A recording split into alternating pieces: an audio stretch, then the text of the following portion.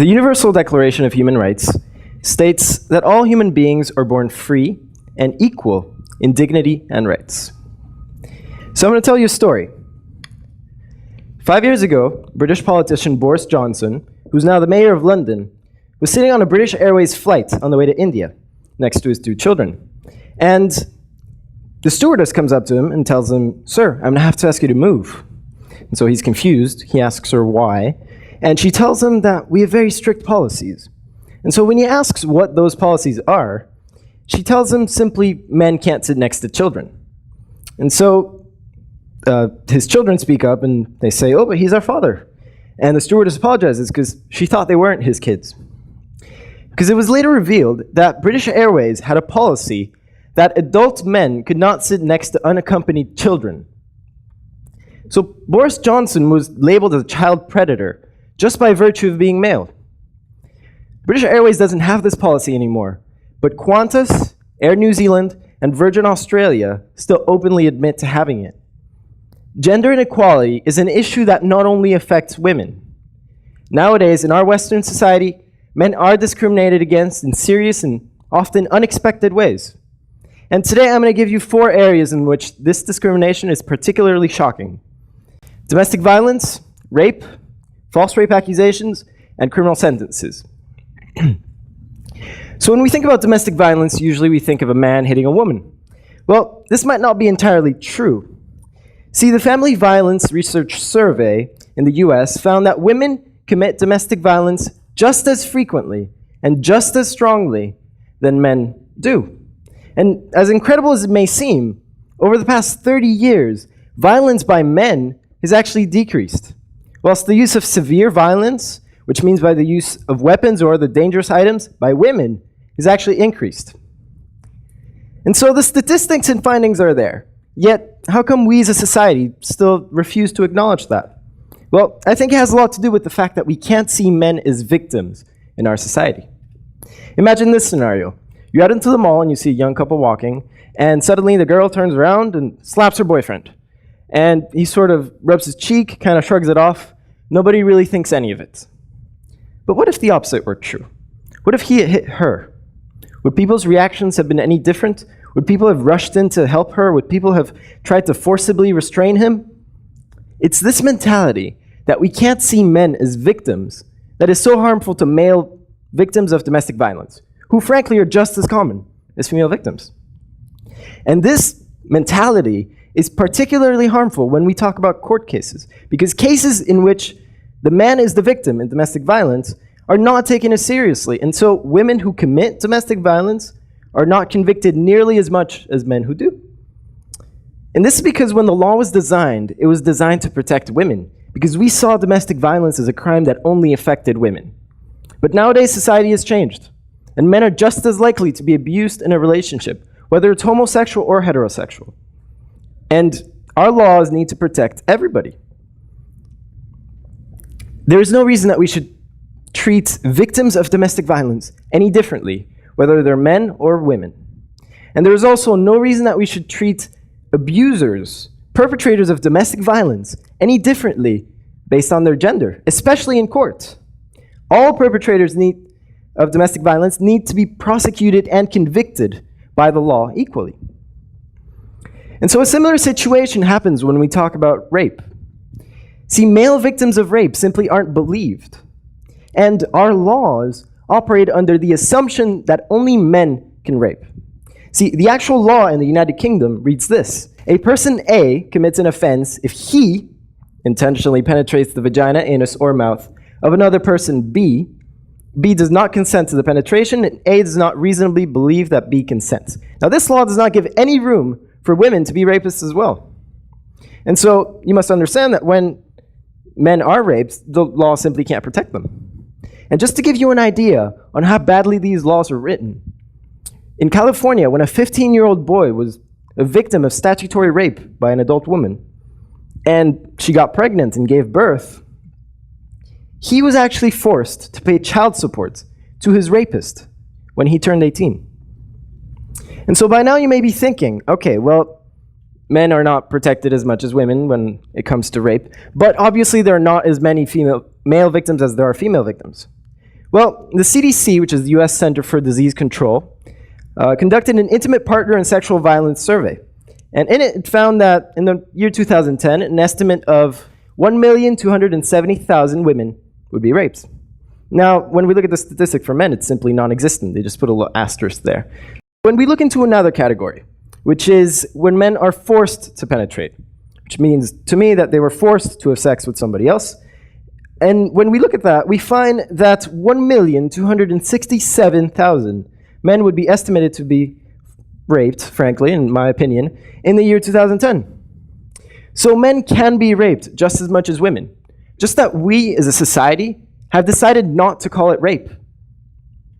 And when males are raped, their experiences are just downplayed. People don't believe them. And so when a 19-year-old man was sexually assaulted in Toronto last year by 4 women, and the story made the major news, people had these reactions over Twitter. People thought it was funny. They said, "This is a joke, right?" Or, "That's hilarious."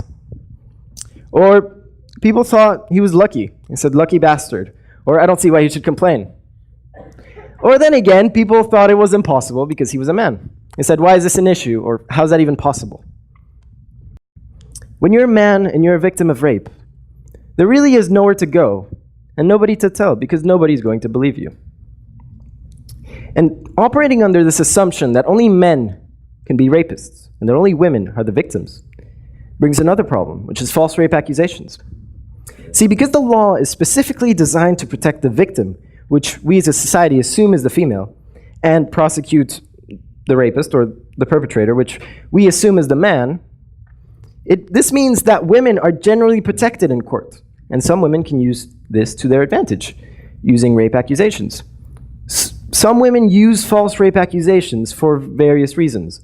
A woman once used her child to file a false accusation of rape in order to get the upper hand in a divorce case. Other women use it to get the man to pay child support, or target wealthy men in order to get private settlements. But there's always been false accusations, really, for every crime. The problem, though, in this case, is that the accuser is almost always immediately believed. And so when you're a man and you've been accused of rape, it is no longer a question of innocent until proven guilty, but rather guilty until proven innocent. And when men are accused of rape, even if they're not convicted, society will still ostracize them. See, in June of 2009, a man named Stephen Line was wrongly accused of rape by a teenage girl. And she admitted to lying about this in open court. She did not receive any sort of punishment. But the worst part, though, is that Stephen Line was actually stabbed to death by another man who was angry at his supposed actions, which we now know were not true. And so, a false accusation of rape can really have the potential to ruin somebody's life. And accusers, false accusers, they don't receive any punishment. There are no repercussions for false accusers. And this is how men are discriminated against in these courts. And that's what I call gender inequality. And when we think about criminal sentences, well, usually we think that men or women are judged more harshly than men because we live in a male-dominated society. Well, this is actually not true. See, did you know, sir, what's your name? Rajiv. Did you know that if you were going to commit a crime tomorrow, hypothetically speaking, don't do that, but if you're going to commit a crime tomorrow, did you know that you would get a significantly longer prison sentence than if she were to commit the exact same crime? See, from this study gathering evidence on the US federal courts, we can see that men get longer prison sentences than women. In fact, the average sentence length for men is 51 months, while it is 18 and a half months for women. Granted, the offense level is higher for men, meaning that the crimes that men commit on average are more severe than those of women. But we can clearly see that the ratio of severity to sentence length is not equal to that of women. In fact, it is quite double that of women. There's no reason that we should give sentence lengths that are different for men or for women. So in conclusion, men are victims of gender inequality because, one, they suffer equally from domestic violence but yet receive no support whatsoever. 2, they can be the victims of rape. And while male rape victims are not as common as female victims, it does not mean their experience was any less horrible. What's more, their experience is downplayed and trivialized. 3, just like with domestic violence, there are no shelters for men. There's nowhere men can go to seek protection. 4, men can be falsely accused of rape, have their lives publicly ruined, and the accuser will face no punishment. And 5, they receive significantly longer prison sentences for the same crimes. So what can we do about these issues? Well, the first step is to raise awareness. Even talking about it over dinner with your family will achieve something. Because we can't keep living in a world where we think that all men have it better off, because we don't. And that is out of the box. Once we step out of the idea that gender inequality only affects women, we can achieve change. And change only lies within us, the youth. It is us who are going to make up the society we live in 20 years. And once we start thinking and acting as we should, treating both men and women equally, we can achieve true gender equality. Because in my grandfather's time, we used to see the world like this, where men were sort of higher than women or had more rights. And so we realized we were living in this male-dominated society, and we made laws to change it. But because we saw the world as men strong and women as weak, we made laws that specifically made women stronger in order to arrive at a situation like this, where women and men are equal. But I find nowadays that in these areas that I've talked about, in domestic violence, in rape, and criminal sentences, we've arrived at a situation that looks more like this, where women sort of have more rights than men.